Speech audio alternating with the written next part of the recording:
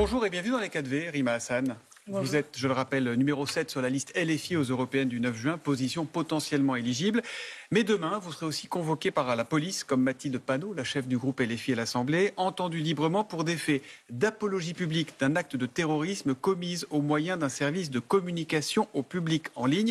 Est-ce que vous savez exactement ce qui vous vaut cette convocation ? Non, on ne sait pas encore précisément ce qu'il en est. On sait simplement que ça fait sûrement référence à des posts que j'ai pu avoir sur les réseaux sociaux. Des qui tweets sont notamment. publics. Oui, sûrement. Donc on va répondre à cette convocation avec mon avocat, puis on en saura un peu plus demain. Est-ce que cette convocation vous paraît légitime ? Non, très honnêtement, je pense que tout le monde est au fait de ces recours assez abusifs de cette procédure. Il faut bien l'inscrire dans ce qui se passe dans le climat français, mais plus largement dans un climat international de criminalisation des voix qui s'expriment sur la question palestinienne. On a cité le cas de Guillaume Meurice, on a cité le cas d'étudiants, de personnalités qui viennent du milieu militant. Parce qu'on précise, ce sont des propos qui ont été tenus après les attentats du 7 octobre en Israël. C'est cette partie-là qui est visée. Oui, totalement. Mais ce qui est le plus important, en réalité, c'est de comprendre qui est derrière ces procédures. Ce ne sont pas des autosaisines du procureur, en l'occurrence. Ce sont des organisations qui ont déposé plainte. Donc, les enquêteurs font simplement leur travail, à savoir convoquer les personnes contre qui ces plaintes ont été déposées. Donc ça, c'est l'état de droit qui fonctionne. Mais finalement, il y a des plaintes. Si, comme le disait Éric Dupond-Moretti hier, on ne va pas mettre ces plaintes à la justice sans les instruire. J'ai écouté attentivement les propos d'Éric Dupond-Moretti. Le sujet, c'est de savoir qui sont derrière ces plaintes, encore une fois.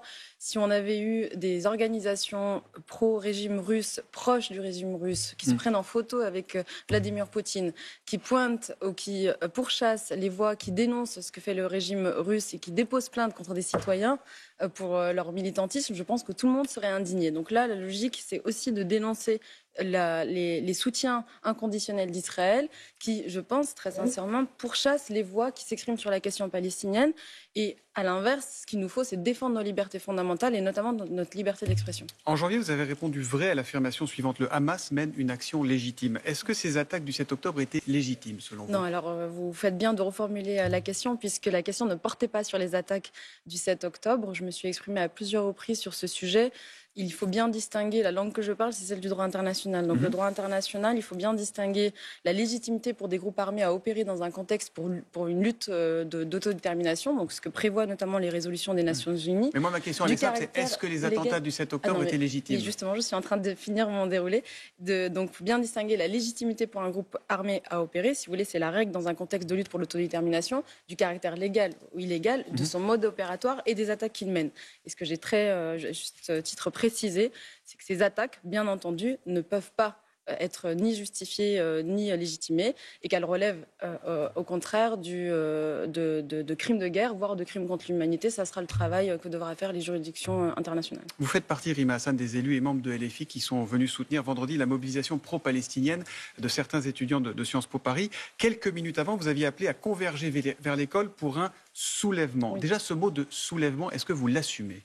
Oui, je l'assume totalement. Moi, je fais référence à la définition du Larousse, donc je l'ai reprise ici pour cette interview. C'est un mouvement collectif et massif. J'invite effectivement les étudiants à se mobiliser. Moi, pardon, j'ai la définition du Larousse 2023, mouvement de révolte collective, virgule, insurrection. Et j'ai regardé insurrection, fait de s'insurger, de se soulever contre le pouvoir établi, virgule, émeute. Non, on ne fait pas référence à la même définition. Mouvement collectif et massif. C'est le Larousse 2023. Mais c'est exactement celle que j'ai reprise en réponse d'ailleurs au tweet de la ministre. Donc je sais précisément à quoi je fais référence quand j'appelle à ce soulèvement. Et effectivement, dans un contexte que nous sommes en train de connaître, qui est quand même un génocide sur lequel de nombreux étudiants se mobilisent. Là, on était à Sciences Po, je peux d'ores et déjà l'annoncer. Je serai également aux côtés des étudiants de l'ENS. Non, il ne fait pas débat. Non, là, c'est extrêmement important pour les gens qui nous écoutent. La Cour internationale de justice... Elle parle de risque génocidaire. Ça veut dire qu'il y a une enquête qui peut prendre des années. Elle ne parle pas de génocide. Justement, elle parlait d'un risque génocidaire dans son ordonnance. Elle a demandé à Israël de produire des mesures conservatoires qu'Israël n'a pas produit. On est à près de 80% de toutes les infrastructures à Gaza qui ont été détruites. Et là, vous avez un expert, Gilles Devers, qui est un avocat qui a mobilisé 600 avocats pour une procédure devant la Cour pénale internationale, qui a précisé ce qui était en cours, à savoir c'est un génocide par destruction du groupe social. Quand vous parlez de génocide, même votre allié du PS, Olivier Faure, parle d'une surenchère verbale. Non, mais je crois Si, qu'il y a... Non, mais c'est ce qu'il attendez. dit en tout cas. Oui, mais il y a un déni. Il y a un déni sur la réalité qui se joue devant nous. On peut oublier, si vous voulez, les commentateurs politiques. On va se référer au droit international et on va se référer aux experts. La rapporteure spéciale des Nations Unies sur le sujet a produit un rapport il y a quelques semaines, Anatomie d'un génocide, où elle explique que c'est un cas avéré de génocide et que très probablement la Cour internationale de justice sera amenée à qualifier ce génocide sur le fond. Je veux dire un mot sur ce sujet parce que c'est extrêmement grave ce qui est en train de se dérouler. La convention sur les génocides, c'est pas une convention, c'est pas simplement une convention qui vise à condamner les génocides qui se déroulent sous nos yeux, c'est une convention de prévention.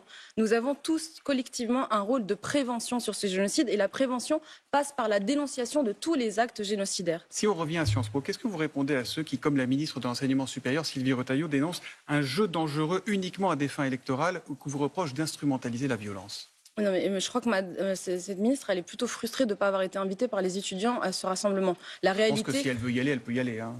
Elle peut y aller, mais c'est un rassemblement libre, chacun peut y aller. En l'occurrence, elle accuse le mouvement d'opposition qu'on porte à ce gouvernement d'instrumentaliser cette mobilisation étudiante. La réalité, c'est qu'on a été nombreux à avoir été invités. Moi, j'étais dans le train retour de Rouen à Paris. Il se trouve que les étudiants m'ont écrit en disant on a besoin que vous veniez. Et vous avez appelé à la mobilisation en disant l'heure est au soulèvement. Oui, on a commenté au début de l'interview, je crois. Je sais, non, mais je sais, c'est pour remettre. Vous voulez qu'on y revienne, on peut revenir, mais je crois qu'on a très peu de temps pour commenter tout un tas de sujets.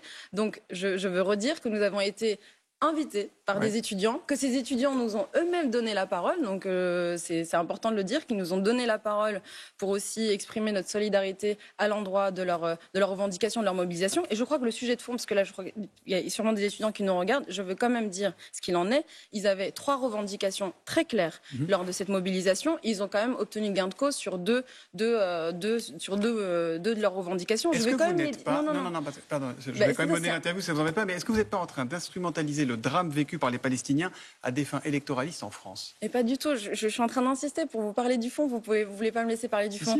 Il y a des dizaines d'étudiants qui sont mobilisés. On ne fait pas l'Assemblée générale de Sciences Po. Là, je vous pose des questions de candidates politiques aux élections. Il y a une mobilisation qui est spontanée de ces étudiants. Il faut l'inscrire dans ce qui est en train de se dérouler, pas seulement en France, mais dans un mouvement international. Vous pouvez parler des cas des États-Unis, des universités aux États-Unis qui sont très mobilisés à juste titre sur ce sujet. Et je crois que les étudiants en France, en réalité, regardent aussi le monde. Ils se situent dans le monde dans lequel ils s'inscrivent. Vous appelez à une généralisation des occupations de fac ou d'IEP en France? J'appelle à une mobilisation non pas que dans les facs, dans toute la France. J'alerte depuis des mois sur ce qui est en train de se dérouler à Gaza et je vais continuer à le faire. C'est notre rôle, encore une fois, de citoyens et de politiques. Et nous serons aux côtés de toutes les personnes qui dénoncent ce qui est en cours et qui appellent tout simplement au respect du droit international. Il y en a un qui se réjouit de la situation et qui soutient les actions de soulèvement, c'est l'ayatollah Khamenei. Vous l'avez vu, le guide suprême qui a tweeté.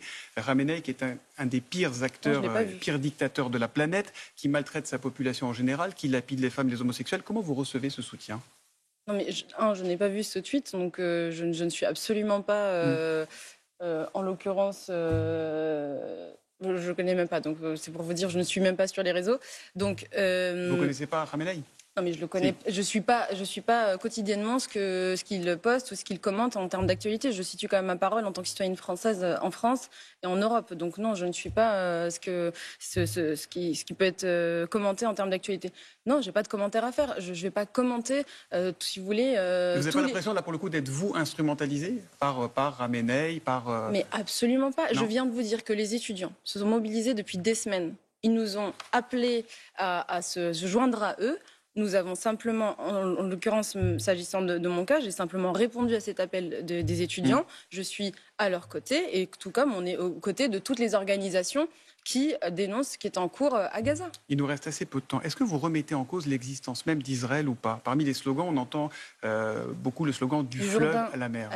Du Jourdain à la mer. Est-ce que vous remettez en cause l'existence d'Israël? Absolument pas. Il y a une interview de moi pour Libé sur ce sujet où j'ai expliqué que ce slogan ne s'inscrivait absolument pas dans une revendication anti-israélienne. Maintenant, j'appartiens à une génération qui met, je crois, certains politiques face à leurs responsabilités, à savoir qu'aujourd'hui, l'échec de la solution à deux États et nous pend, elle est véritablement sous nos yeux, c'est-à-dire que c'est une question de mois ou d'années. Et les revendications qui sont les miennes, comme celles de nombreuses personnalités qui sont également en Israël et dans le monde qui sont engagées sur ce sujet, c'est une égalité de revendication de droit, d'égalité de droit, pardon. L'égalité de droit du Jourdain à la mer pour les Israéliens comme pour les Palestiniens. Même si cette formule du Jourdain à la mer, elle n'est pas neutre. On sait qu'elle n'est pas neutre. Mais vous le savez très bien. Absolument pas. Vous pourriez me resituer l'historique de cette From the citation? River, on ne va pas faire un creux de soir parce qu'il nous reste 30 mais secondes. Vous ne l'avez pas, je crois. C'est ça qui est assez malhonnête, c'est que je passe plus de temps à commenter la paresse intellectuelle des uns et des autres qu'à discuter des sujets de fond. Et ça, c'est quelque chose que je regrette. From the River to the Sea, c'est la revendication de tous ceux qui veulent que la Palestine s'étende. Est-ce que vous avez la source et la référence historique de ce slogan? On ne va pas la faire maintenant, je ne vais pas vous la donner maintenant, mais voilà, si vous voulez, je ne l'ai pas. Est-ce que le degré d'antisémitisme en France vous inquiète, Rima Hassan? Bien sûr que ça m'inquiète comme tous les sujets qui tendent à diviser notre société, à opposer une communauté à d'autres. Donc c'est un sujet sur lequel on se doit d'être extrêmement attentif et d'être très mobilisé politiquement, mais aussi en tant que citoyen. Je veux dire un mot, je regrette que le service public ne fasse pas de campagne pour les inscriptions sur les listes. C'est très important. Vous devriez nous regarder plus souvent parce que quasiment à chaque interview, je rappelle qu'on peut s'inscrire sur les listes électorales jusqu'au 1er mai si c'est par Internet et jusqu'au 3 mai si on va à la mairie. Merci beaucoup. Merci à vous Rima Hassan et bonne journée. Merci à vous. Merci.